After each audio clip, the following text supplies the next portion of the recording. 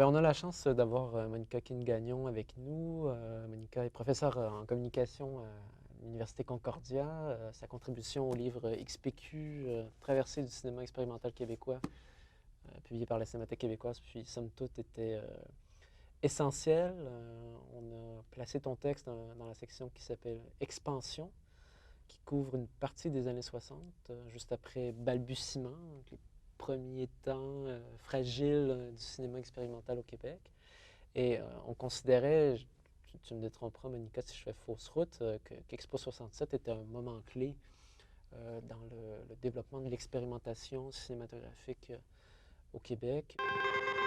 Expo 67, je crois, est unique dans le sens qu'il y avait vraiment un focus en particulier avec l'expérimentation en grand format comme ça.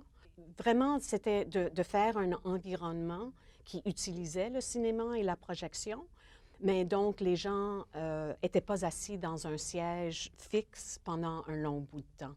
Alors, c'était vraiment de faire bouger les gens dans un espace pour avoir une expérience qui était vraiment complètement corporelle.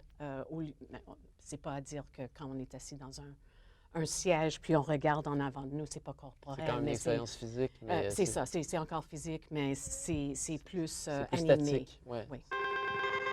Il y avait Graham Ferguson, pour commencer. Ouais. Il y avait aussi Colin Lowe, Roman Kreuter, qui étaient des cinéastes documentaires qui ont travaillé avec l'ONF pendant longtemps, avant Expo 67.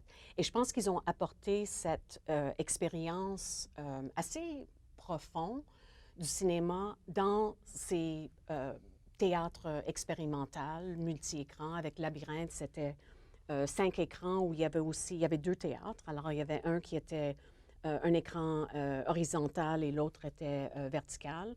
Mais c'était vraiment comme une galerie avec 5 étages où les gens se promenaient et regardaient à 2 écrans en même temps. Et puis, il y avait le Cruciforme qui était avec 5 écrans. Ça, c'était des spectateurs qui étaient assis dans une façon fixe. Mais quand même, je crois que la grandeur des écrans ensemble était si énorme qu'on bougeait la tête beaucoup pour essentiellement faire un montage unique à chaque personne qui regardait le film. Mais je pense que la richesse d'être capable de revoir ces films, je me rappelle quand on a fait l'expo à la recherche d'Expo 67 et on a pu montrer 5 des films dans le black box du Musée d'art contemporain. C'était si étonnant de leur voir sur l'échelle, même pas originale, mais plus grand que régulier. Absolument. Plus grand que nature. C'est ça. Alors, le mouvement, par exemple, c'était un film différent. On le voyait en 16 mm ou en 35 mm. Oui, même au début, on le voyait sur Vimeo, sur un fichier sur nos ordinateurs. Oui. Puis on disait, c'est majestueux. Oui. Mais une fois d'avoir l'expérience où c'était vraiment plus transféré à 70 mm dans un grand espace, on sent vraiment la différence de visionnement qu'on a quand on voit un film dans ce contexte un peu plus original. C'est quoi la valeur de retourner sur ces films historiques à ce point-ci, surtout parce que le contenu n'est pas si radical que ça.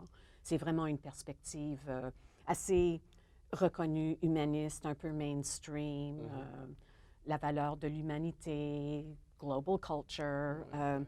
Mais je crois vraiment que les dispositifs qu'on regarde avec le multi-écran, si le montage spatial était sur une surface assez plat ou peut-être un peu sur une arche dans certains cas, que maintenant notre visionnement est encore d'une façon spéciale, mais je dirais avec nos écrans plus petits sur nos téléphones, on a des écrans multiples, mais un par-dessus l'autre. Je ne sais pas ça très bien, peut-être tu peux traduire un peu pour moi, mais on a encore...